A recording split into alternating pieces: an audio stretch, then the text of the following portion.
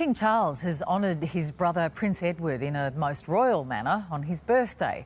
Fittingly, the King's younger brother was in Scotland on the day a new title was bestowed upon him, one that comes with the responsibility of continuing their late father Prince Philip's work with young people around the globe. Fans who long believed King Charles held the family's most guarded inheritance were stunned as royal insiders confirmed a twist no one saw coming. For years, Charles was said to control a legacy too sensitive to share, too powerful to divide. But now, Edward's lawyers have stepped forward with documents that tell a different story. Private claims, quiet arrangements, a fortune long whispered about behind palace doors. So, was the truth hidden in plain sight? Or has the monarchy just been shaken by a revelation decades in the making? Royal agreement of over 2 decades. It was June 1999, and the air around Prince Edward was filled with excitement and expectation. In just a short time, he was going to marry Sophie Rhys-Jones, the woman he loved. The wedding preparations were moving quickly, the public was watching closely, and the royal family was busy making arrangements. Everything seemed joyful and calm. But then something happened that would quietly shape Edward's future in a way no one fully understood at that moment. As Edward and Sophie were preparing for their life together, Prince Philip walked into the room. Philip was not known for wasting time with long conversations or polite small talk. He was direct, firm, and clear in what he wanted to say. With the pack-away refrigerator, for instance, it's all very well now. You look back and say, well, Sophie later spoke about this meeting in an interview with the Daily Telegraph. She explained that Philip came straight in and got to the point immediately. There were no long greetings or gentle introductions. He simply said that he would very much like them to think seriously about something important. What he wanted was unexpected. He asked Edward and Sophie to consider the idea that Edward would one day become the next Duke of Edinburgh. The suggestion surprised them both. They had not been thinking about that title in that way. Edward himself had always believed that his older brother, Prince Andrew, would receive the title of Edinburgh. That seemed like the natural order of things. But Philip had a different vision for his youngest son. Philip cared deeply about the title Duke of Edinburgh. It was not just a name to him. It represented years of work, dedication, and service. He had carried that title for decades and had built a strong connection between it and his life's achievements, especially through the Duke of Edinburgh's award program. He wanted that legacy to continue in safe hands. In his mind, Edward was the right person to carry it forward. On the wedding day in June 1999, when Edward and Sophie finally married at Windsor, Buckingham Palace made an official announcement. The palace declared that Prince Edward would one day receive the Dukedom of Edinburgh. However, this would only happen after Prince Philip's title returned to the crown. In simple terms, it meant that when Philip died and the title was no longer in use, it would eventually be given to Edward. This announcement was not casual or informal. It involved 3 senior members of the royal family. It was supported by a written agreement and confirmed through a public statement. To many people watching from outside, it sounded like a clear promise from the monarchy. It seemed settled. It felt official. Few imagined that fulfilling this promise would become a complicated journey stretching over more than 2 decades. As part of the wedding arrangements, Edward accepted a different and smaller title instead. He became the Earl of Wessex. Interestingly, this title was inspired by the popular film Shakespeare in Love, which had been released in 1998. The name Wessex had a romantic and historical feeling to it, and Edward accepted it with patience and understanding. He knew that the more important title was meant to come later. He waited as the years passed. He carried out royal duties quietly and steadily. He supported his father's projects and took on more responsibilities within the family. In August 2017, Prince Philip officially stepped back from public duties at the age of 96, marking the end of a long and active royal career. Edward continued his work. As I said, I don't think we'll see him completely disappearing, but I think he's just making it absolutely clear to organisations, look, please don't. Often helping with programs connected to his father's legacy. Then came April 2021. Prince Philip died in April 2021 at the age of 99. His death marked the end of an era. It was a deeply emotional time for the royal family, and for many people across the United Kingdom and the Commonwealth. Naturally, attention turned to the question of titles. Under British peerage law, when Prince Philip died, the title Duke of Edinburgh did not automatically pass to Edward. Instead, it passed to the eldest son of the monarch. At that time, that person was Charles III, who was then the Prince of Wales. So legally, the title went to Charles. The earlier understanding had been that Charles would later recreate the title and grant it to Edward. Recreating a title means that the monarch formally issues it again to another person. This step was necessary because once Charles became king, certain titles would merge with the crown unless they were given out again. In September 2022, after the death of Elizabeth II, Charles became King Charles III. With this change, many royal titles were rearranged. At that moment, the future of the Duke of Edinburgh title became even more uncertain. Between April 2021 and September 2022, the royal family faced great change and public pressure. Philip's death, followed by the Queen's passing, created a period of mourning and adjustment. But was this another sign that Edward would be overlooked? Was Charles trying to reshape royal traditions in a bold new way? Or was an internal conflict? Let's take a closer look. The hidden royal rivalry. Between April 2021 and March 2023, a quiet but serious family conflict unfolded behind the grand walls of the British royal household. On the surface, everything appeared calm and dignified. There were public ceremonies, official speeches, and carefully arranged photographs. But beneath all of that, a long-standing tension between brothers was slowly rising again. At the center of it all was King Charles III and his youngest brother, Prince Edward. According to royal biographers, Charles often felt that he did not receive the warmth and affection he longed for from his father, Prince Philip. Charles reportedly believed that his father was strict and distant with him. He felt judged and misunderstood. At the same time, Philip seemed much gentler and more playful with Edward, who was the youngest child. Philip would read to Edward, spend time playing with him, and show him a softer side that Charles felt he had rarely seen growing up. These childhood memories may have stayed with Charles for decades. Demonstrates clearly that whilst we may not all have a shared history, even though he grew into adulthood, became the Prince of Wales, and prepared his whole life to become king, those early feelings may never have completely disappeared. Another writer, Tom Bower, who wrote a biography about Charles, found it surprising that a man in his 70s could still feel jealous of his younger brother. After all, Edward did not compete with Charles for the throne. He did not hold a powerful public position. He generally stayed out of controversy and lived a relatively quiet royal life. Yet emotions are not always logical. Old wounds can remain sensitive even after many years. The situation became more serious in July 2021. Just a few months after Prince Philip passed away in April of that year, news began to spread that Charles had decided not to give Edward the title of Duke of Edinburgh. This title had belonged to Philip for most of his life. Many people had long believed that Philip wanted Edward to inherit it one day. Edward himself had been preparing for that possibility for years. Will not go to Edward. Another source will not go to Edward. Another source added that, as far as Charles was concerned, the title would not be passed to Edward and his family. These statements shocked many royal watchers who had assumed that Edward would automatically receive the honor. To make matters more confusing, Clarence House, which handled Charles's office at the time, released a statement suggesting that the reports were only speculation. They implied that nothing had been officially decided. This left the public uncertain. Was Edward going to receive his father's title or not? Charles explained his position by saying that he wanted a slimmed-down monarchy.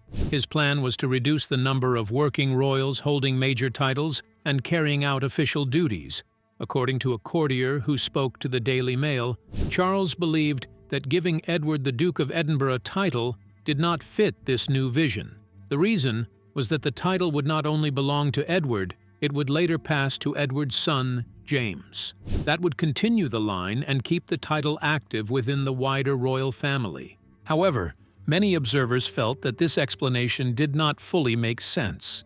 Critics pointed out that Charles had not seemed worried about slimming down the monarchy in other situations. we also share with so many of you in the United Kingdom, in all the countries. For example, in 2018, he had no problem allowing his younger son, Prince Harry, to receive the Duke of Sussex title when he married Meghan Markle. Even after Harry stepped back from royal duties, the title remained his. Likewise, Prince Andrew continued to hold the Duke of York title despite the serious controversy surrounding his connection to Jeffrey Epstein. These examples made some people question whether the slimmed-down monarchy argument was being applied consistently or whether it was being used mainly in Edward's case. The story took another unexpected turn in November 2022, shortly after Charles officially became king following the death of Queen Elizabeth II. Reports began circulating that Buckingham Palace was considering giving the Duke of Edinburgh title to Princess Charlotte instead of Edward. Princess Charlotte is the daughter of Prince William and Catherine, Princess of Wales. This idea surprised many people because the title had such a strong connection to Philip and his long life of service. Prince Edward eventually addressed the situation in an interview with the BBC. Speaking honestly, he said that the idea of him becoming Duke of Edinburgh had once been something discussed long ago, almost like a dream his father had hoped for. He described it as a pipe dream, meaning something that sounded nice but was uncertain, though Edward's words sounded calm and respectful, but there was a hint of disappointment beneath them.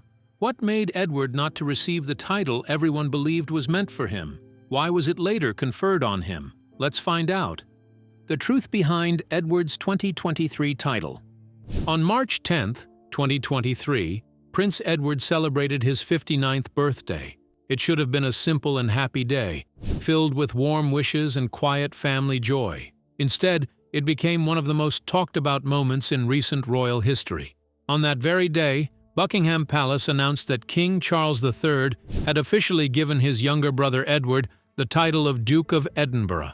At first glance, this seemed like a generous and meaningful gift. The title had once belonged to their father, Prince Philip, and many people believed for years that Edward would one day receive it. In fact, there had long been an understanding within the royal family that Edward would inherit the title after Philip's death. For nearly 2 years before this announcement, Edward had faced public embarrassment and uncertainty. After Prince Philip died in April 2021, many expected that Edward would quickly be named the new Duke of Edinburgh. And I hope you enjoyed the experience. And I'm sure there were times when you wondered why you were doing it. Instead, nothing happened. The title remained unused. There was no clear explanation. So when the title was finally given to him, it did not feel entirely like a joyful celebration. To some royal watchers, it seemed less like a thoughtful birthday present and more like a carefully calculated decision.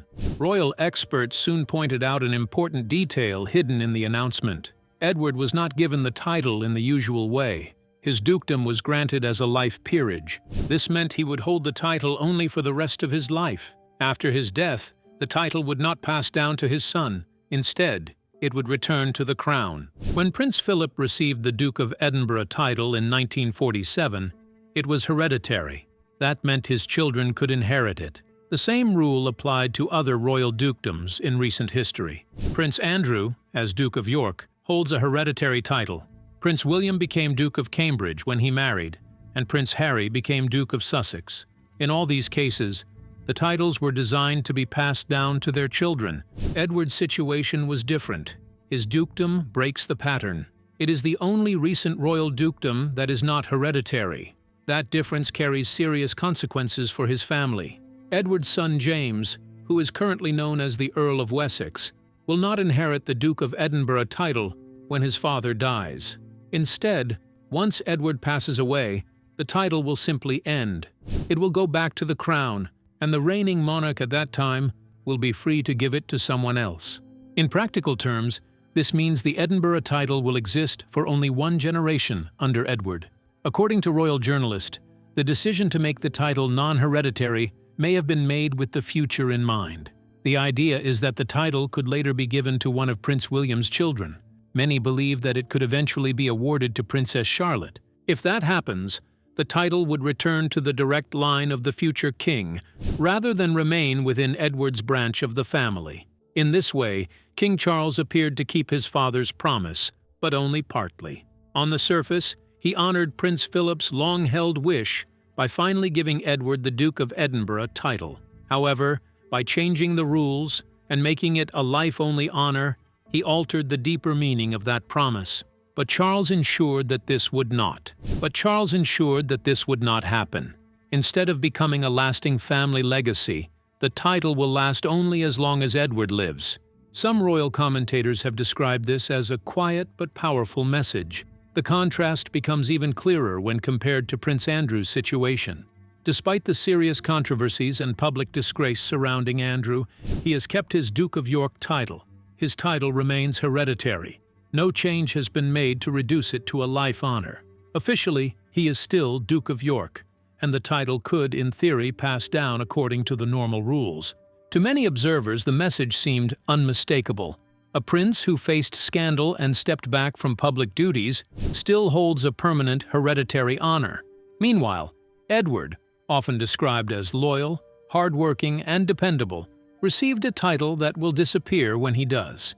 Edward has generally avoided controversy throughout his life. He carried out royal duties quietly. For years, he appeared content to work behind the scenes without demanding high-profile recognition. But how did Edward's lawyer manage to outsmart the crown? Could he have been guided by an insider? Let's take a closer. Edward Bagshot Park deal. While many people were busy arguing about royal titles and whether someone deserved to be called a duke, something much more important was quietly taking place out of public view. Titles in the royal family may sound impressive, but they are mostly symbolic. They bring status, respect, and public attention, but they do not automatically bring money. For example, the title Duke of Edinburgh does not come with land that can be owned or income that can be collected. It is an honor, not a business. Real power, however, often comes from property. Land and long-term property rights can create financial security and influence that lasts for generations. In 1998, long before he became Duke of Edinburgh, Prince Edward, then known as the Earl of Wessex, made an important property arrangement. He leased Bagshot Park from the Crown Estate. Bagshot Park is not a small house. It is a grand mansion with about 120 rooms.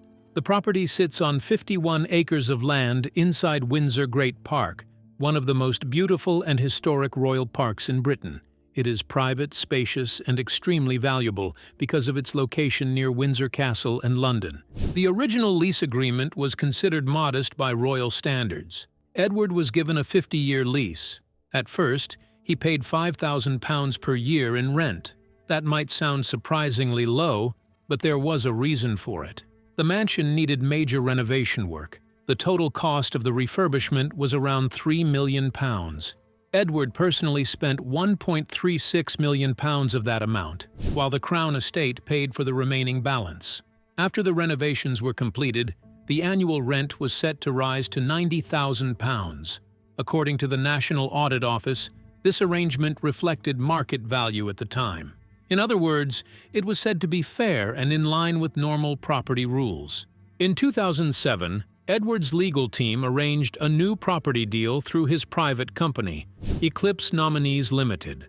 Instead of keeping the original 50-year lease, Edward paid a one-time premium of £5 million to extend the lease to 150 years. That is 3 times longer than the original agreement. In exchange, the yearly rent was reduced to what is known as a peppercorn rent. This is a legal term that means the rent is almost nothing, often just £1 or even less per year. It is mainly symbolic, used to show that a formal contract exists. The new lease contains no strict limits on resale. The only condition is that any future buyer must prove they can properly maintain the historic property. That is an important rule, but it does not prevent selling the lease. Unlike some other royal lease agreements, this one does not limit inheritance to specific family members. For example, Prince Andrew's lease at Royal Lodge reportedly contains restrictions that tie inheritance to Sarah Ferguson and their daughters. Edward's agreement is far more flexible. This means that the Duchess of Edinburgh, Lady Louise, and James could inherit the lease without legal barriers. More importantly, Edward himself could sell the leasehold if he chose to. The contract gives him the legal right to occupy and control a Crown Estate property for 150 years. Property experts estimate that Bagshot Park could be worth around £30 million. Yet Edward secured this long-term right by paying up front, with almost no ongoing rent. When the Times newspaper reported details of this arrangement in late 2025, critics reacted strongly. Some campaigners described the deal as obscene. Housing reform activists pointed out that ordinary leaseholders across the UK often struggle with rising ground rents and difficult lease conditions. Meanwhile, a royal who is about 15th in line to the throne has a lease that could potentially generate significant profit, even though the property technically belongs to the public through the Crown Estate. The Crown Estate did not give a detailed explanation of how it calculated the £5 million premium for extending the lease. This lack of transparency raised further questions. Some people wondered whether the price truly reflected full market value.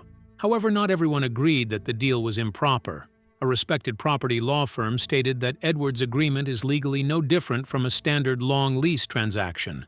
While the property itself is prestigious and royal, the contract follows ordinary property law. From a legal perspective, is it a normal commercial arrangement? What is Edward's constitutional function? Let's find out. Edward's constitutional role. One very important part of Prince Edward's inheritance is something many people hardly talk about. It is not a grand title or a grand house. It is his position as a counselor of state. While royal titles often attract public attention, this role carries real responsibility and real power behind the scenes. In December 2022, a new law was passed that officially added Princess Anne and Prince Edward to the group of counselors of state.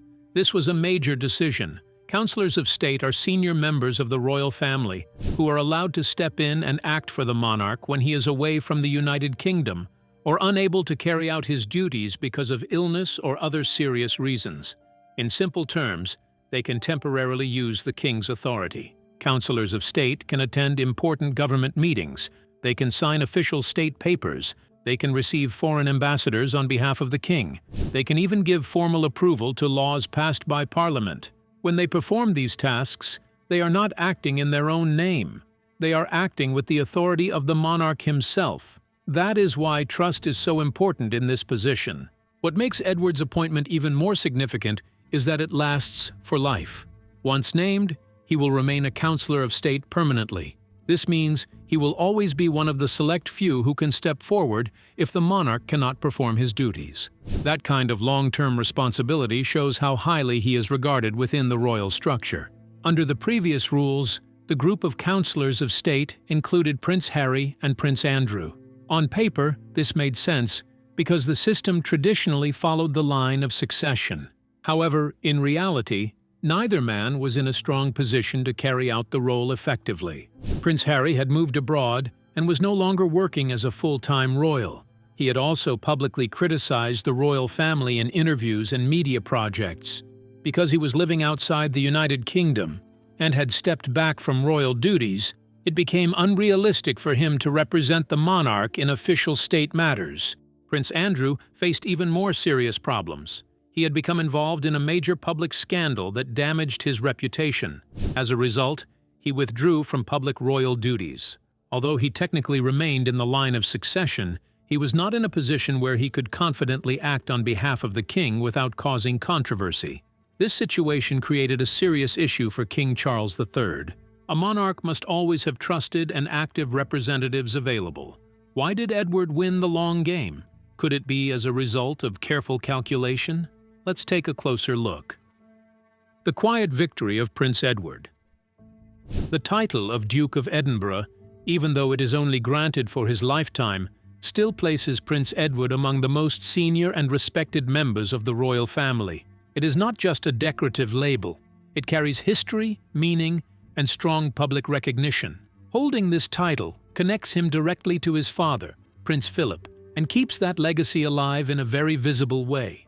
At the same time, Edward's position is strengthened by something even more practical: property. His family holds a 150-year lease on Bagshot Park. Beyond property, there is also purpose.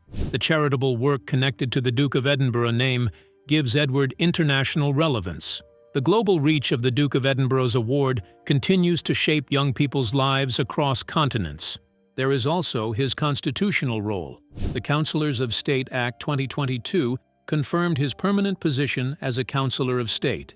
This is not symbolic. It gives him a formal place within the constitutional framework of the United Kingdom. Removing him from that role would require an Act of Parliament. In other words, it cannot be done casually or quietly. It is protected by law. That legal protection gives Edward a stability that few others in the royal family enjoy. By 2025, his steady work had become impossible to ignore. He completed 307 official engagements, making him the third busiest royal, just behind Anne and Prince William. That number tells its own story.